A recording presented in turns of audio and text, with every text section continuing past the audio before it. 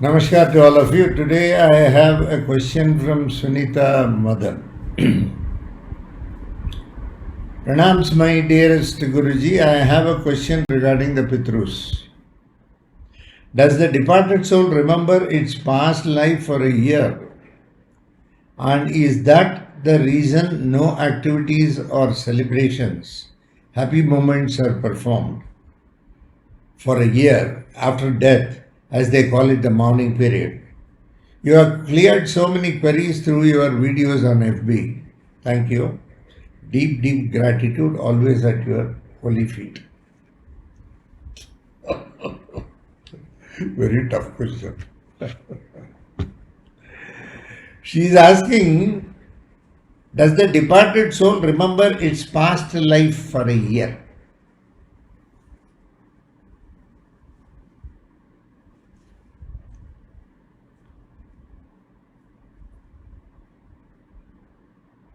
Why only a year? My question is this. Once it attains the Pitru Deham, it reaches the Pitru Lokam, it doesn't have any affection, attachment or anything like that. It is more rule-minded. It looks at you like a school teacher to discipline you, that's all. And it gets also disciplined by its higher living souls there. All these things are there according to Prayoga Shastra. It always remembers. In fact, after reaching the Pitru Loka, the Jiva Pitru takes a big lesson for it. What all it has done, how it has done, why it has happened this way, what is the maturity of the soul.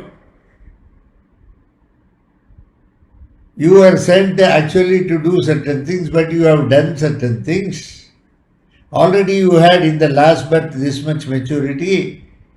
Now that maturity should have got enhanced, but it doesn't seem that it has got enhanced, or it has enhanced in fact. It can be either way. Then it goes through Siksha. It goes through a process where it is more given reformative lessons, and it is once again born. Once it is born, probably it doesn't remember the family. That is a different. Once inside the body, it is gone, Maya. But it remembers always. Not that because this 1 year, because they say, when a soul dies, when a person dies, the soul takes about 1 year to reach, 1 human year to reach Pitruloka. There is a calculation, they say 1 human year is equal to 1 day for Pitrus. Just 1 day it reaches.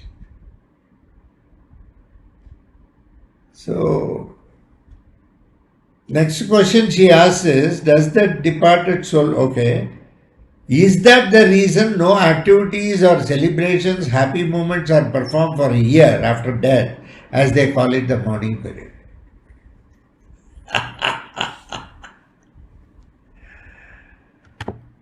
On the 12th day we do something called Sabandikaranam. 11th day you do Ekodishta Sradham, Preta Sradham. Then 12th day you do Sabandikaranam. And why this function is performed is we speeden or hasten the soul to reach the Pitruloka. And 13th day you perform something called Shubham. Shubham means Shubhasvigaram. You are gracefully accepting auspiciousness. After Shubhasvigaram, you are not supposed to mourn. Mourning is allowed, okay, till the 11th day the mourning is allowed, it's alright, you keep mourning, no problem. But after performing the Shubhasvigaram, you have accepted. You have accepted the auspiciousness graciously. Though it is a very tough moment, because we have lost some kin or kith, and the separation is very painful. You can't keep on endlessly thinking about it. So they kept something called Subhasvigaram on the 13th day. Once having accepted that, is it right on your part to continue mourning and not have celebrations? Prayoga Shastra is very clear. It says, once Subhasvigaram is done, you cannot mourn. In fact, it goes one step ahead and says, once Subham has been accepted, after that, if somebody comes to inquire about the death of the kin or kith, for whom we have already performed the 70 and already performed the Subhasvigaram, if somebody comes and asks, that is, they will come and lament. It seems they should not do it. It's not correct. It is not correct to mourn beyond the 13th day once you have done the Shubham. It is not correct to even inquire about the departed soul or talking about the departed soul is not acceptable according to Prayoga Shastra. It is not acceptable at all. So, after that, because we have something called 6 months of Uttarayanam, 6 months of Dakshinayanam. The 6 months of Uttarayanam is purely for the Devas and 6 months of Dakshinayanam is more for the Pitrus.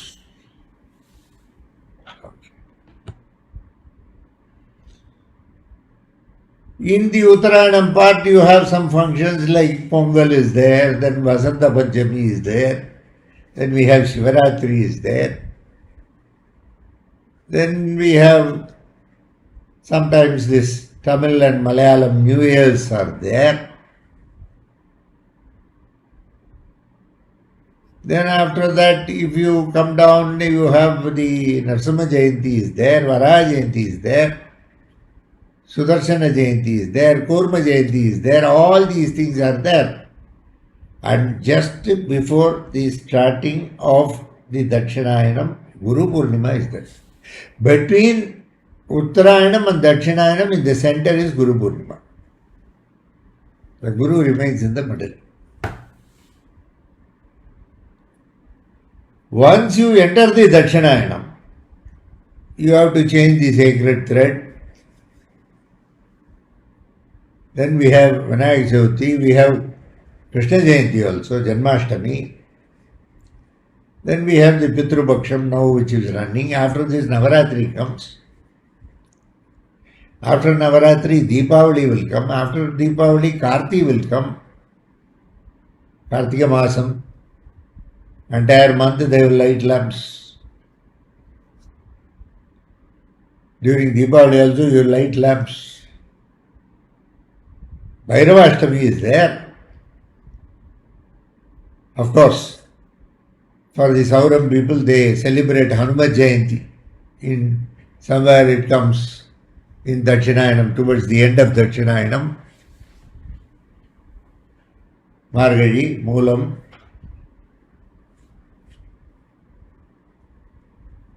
Whereas those worshippers from the Chandra, who belong to the Chandra, they have Hanuman Jayanti in the Uttarayanam. Many different days according to their own belief systems. Dakshinayanam is dark. In the dark, the Pitrus are there. They have to see the light.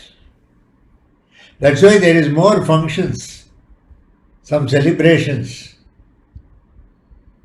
like long celebrations, like 10 days, Navaratri, Deepavali, all these things. Karti, entire month we light lamps. Deepavali, that one day you are supposed to light a lot of lamps. They are in the dark. Their world is dark. So it enables them to see the light. Symbolically we light It seems during Dakshinayanam, especially this Malayapaksham, the Pitrus visit your house to see whether you remember them. Not the one person who left, please remember.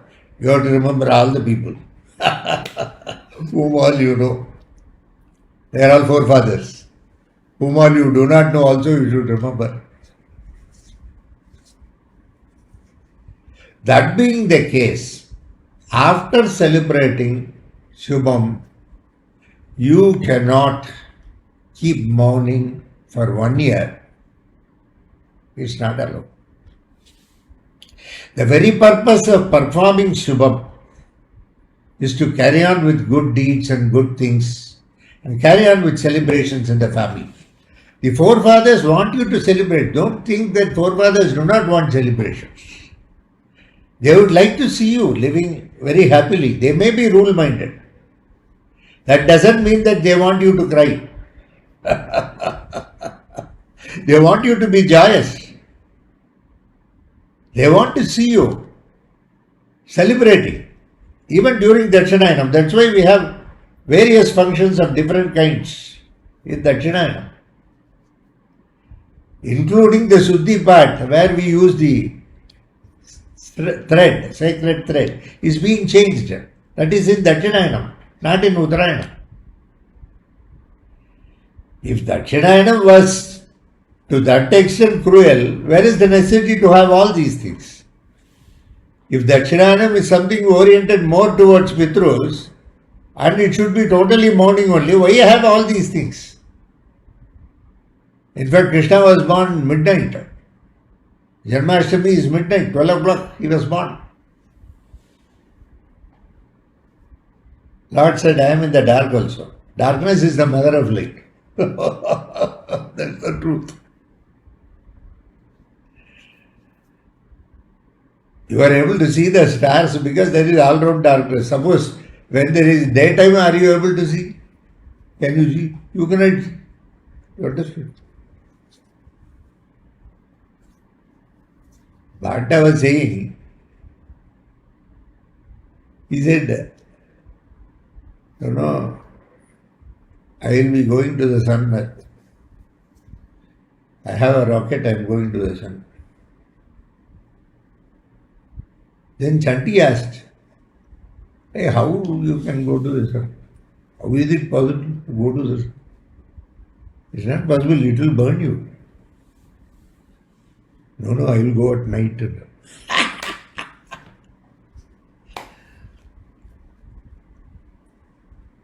Here you see, once you go up, there is darkness all around. Is it not? In the darkness, in the light available, you are able to see so many things in the reflection. So many planets you are able to see. Today you are able to see the stars. You are able to see the planets. So the light can be enjoyed with a dark base. If it was light everywhere, then there is nothing like seeing the light. So by default it is ignorance, darkness. Intelligence or wisdom needs to be lighted. That's the beauty.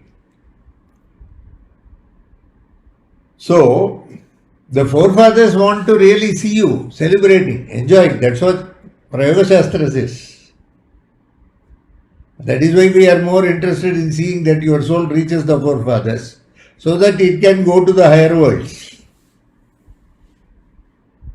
If that eligibility criteria has been met, and if you have not accumulated a lot of prarabdhas, so my job as a prayogi is to remove your prarabdhas. You have karmas, sanchita karma, prarabdha karma, so many things are there. As a prayogi, I am taking it. Because I don't have anything, I have to keep coming and going. As long as the Lord, final bus He will send, come on. Last person to get into the bus. Last person to reach wherever he is. And first person to get out. In what form we don't know. Prayogi lives in many forms. That's what Prayoga Shastra says. That's a belief system. So where is the question of your mourning for such a long period? People are mourning means yes, probably they belong to a particular school of thought which says that you have to mourn. So they are mourning. Even in morning you are eating, you are going to office, you will be watching TV. All these things you will be doing. Please remember. You will be taking sweets. Is it not? You will be watching movies. You will go to the theatre. Celebration alone you won't do. Hey, what nonsense it is. Mourning means are you just mourning for the soul and not doing anything? Are you going to keep sitting without doing anything, keeping on crying throughout the year? Are you not doing other activities? If it is mourning, how you are doing other activities? You are attending parties. How you are attending parties? You are going to movies. You are eating in hotels. Where the mourning goes at that point of time? You are having discussions with people. At that point of time, are you remembering always the person who is dead? One person has died. That doesn't mean that he represents the entire Pitraloka. The other forefathers are there, no. They would like to see you living a happy life, no. They would like you to celebrate, no. They would like you to light lamps, no. Your lamps you're lighting here is going to provide them light there. That is the faith. So you will not light lamps at home. What is this? This is what Prayoga Shastra says. I am not decrying your belief system. But I am just saying certain things. Mourning means, are you really mourning? No.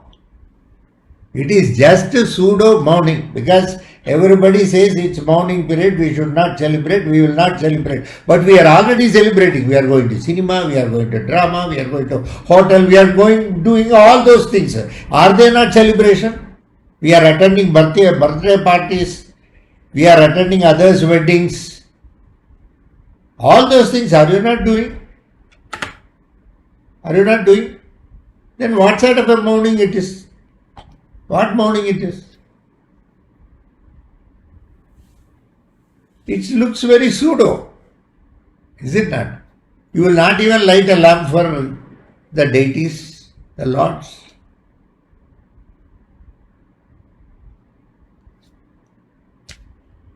This is what Prayoga Shastra says. In Tarkam we argue all this. We ask what sort of mourning it is. Someday probably long back even in those systems probably they were mourning because they never had all those things.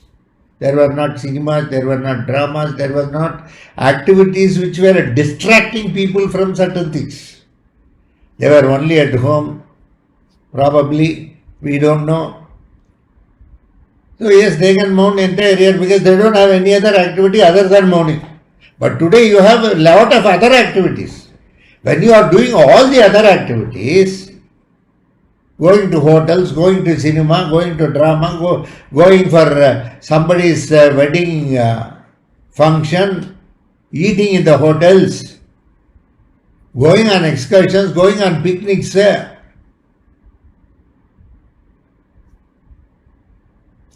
what sort of mourning it is? Anyhow, this is a thought which you have to ponder. As far as Prayoga Shastra is concerned, we say that mourning cannot be done once Shubham is done. You are supposed to celebrate. You are supposed to be positive, not carry on mourning. It's not possible. Practically you should think. Today under changed circumstances, Prayoga Shastra advice is better. Once again, not decrying the other schools. I am just saying, today this is more convenient. And one more best part is Prayogi. He says, you live your life, don't worry about it. I am always there. Yesterday, one girl has sent me a message. She has said, what is it I can do for my sins? What prayashitams I should do? She is asking. I don't know whether she is thinking she is the doer. She is not the doer. She is suffering because, feeling guilty because there is a lot of doership posts. Certain things happen in life, whether you like it or not. Because life is choiceless. You don't have a choice in life. It looks as though you are doing. That is itself illusory. That is itself your own imagination. It's just illusory. So that implants a thought whether I have done anything wrong. That's also Lord's Leela. But first doership was all the karmas are getting attached to you because of doership. So she was asking me, what prayashittam should I do, Guruji? This is what I have done in my life. She gave a big list. I was going through that. I said, don't worry, you have told me, no? That's the prayashittam. That's enough. You have confessed to me, no? That is enough. Don't worry. I am a prayogi with Lord's grace. Lord is there. He is available. He is everywhere. He will take care. Don't worry. Have that faith. Just carry on. Carry on with life. Don't miss this life. Live this life. I encouraged her. I said, yes, go on. There is nothing more is needed. You have told me, no? That's enough. You have told me. That is more than enough. There was a priest sitting in a church or temple, whatever it is, some worship place. He was sitting, some priest.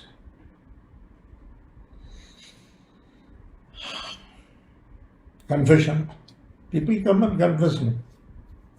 Naturally, they come and confess. Because always people feel it is better they say what they have done. That gives them something. But they don't want to reveal their name or anything. So the confession chamber, the priest will not know who is confessing on the other side. It will be, that's a different, he cannot see and he will not see also. They confess.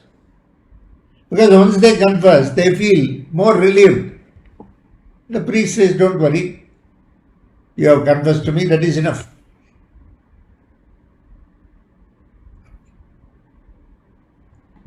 Somewhere the priest advertised. Normally I charge 100 rupees for one confession. This is confession week we are celebrating. 10 confessions, 10 sins. If you confess, only 300 rupees will be charged.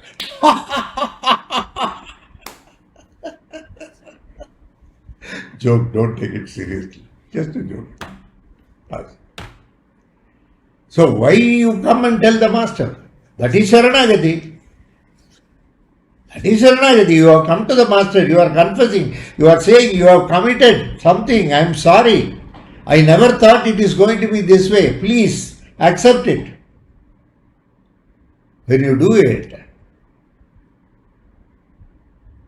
especially to a prayogi, you are totally clear. He takes that liability on his head and he knows to negotiate with the forefathers. He is empowered. He does it to see that you are not penalized because you are still in doership mode. He knows very well. Though I have been saying repeatedly, be in a non-doership mode, you are not able to practically observe it or do it. So I know very well. So when you come and tell me that's all, that is the best thing, Sharanagati, that is over. Pitrus accepted, no problem. Because Pitrus, they are not, don't think they are only going to penalize and they are rule-minded. They also want to see that you are happy. Though they don't have any feelings individually, once they go to Pitraloka. But they would love to see you happy. So the very concept is, you are supposed to celebrate. Celebrate, yes. We understood, not more. Before I conclude this, one small joke for you. A very big monastery.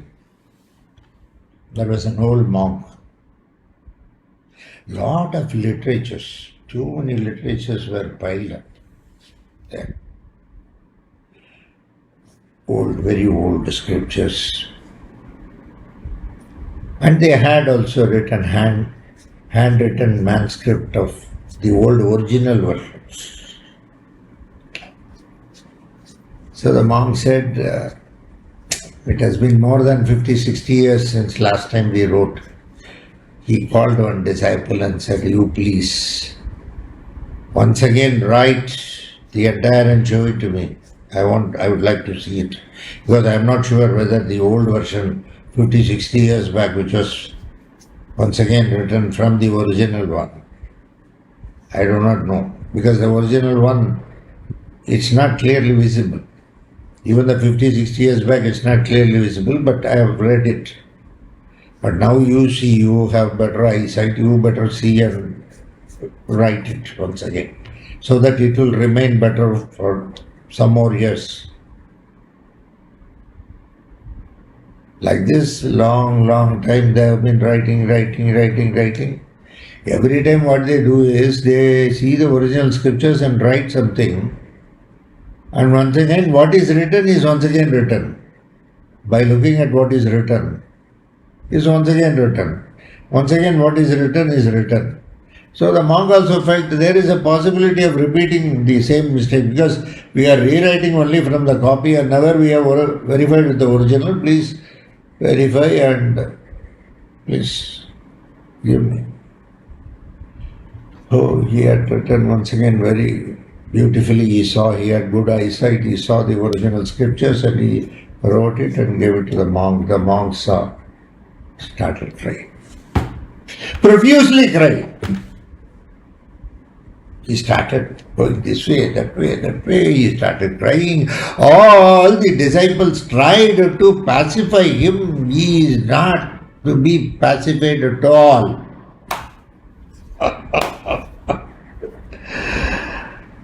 Then they all finally asked him, Pastor, please tell us why you are crying like this. What have I done in my life? I should have seen the original long back. I have never seen the original.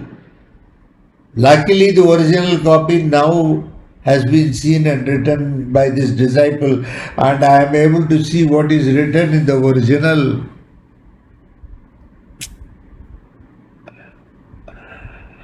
One R was missing. It has been written, celebrate. What is the copies? It has been written, celebrate. God bless you all. Enjoy life. Don't worry about anything. Be happy in life. Forefathers will be with you. That's my job as a prayogi. My very job is with your forefathers. I believe in ancestors, in forefathers, in mains. Let us keep praying to them. What little I can pray, I will offer the prayers. What little support you can give, support me. Join in the prayers also. God bless you all. Enjoy.